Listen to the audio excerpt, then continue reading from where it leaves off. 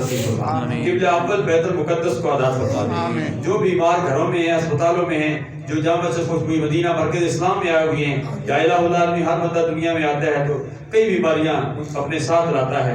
یا الہ العالمین ہماری بیماریوں کو، روحانی جسمانی بیماریوں کو دور فرما دے. ہم سب کو سکون قلب عطا فرما.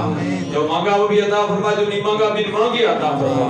حاضر مجلس کی نیک دلی تمنائیں پوری فرما.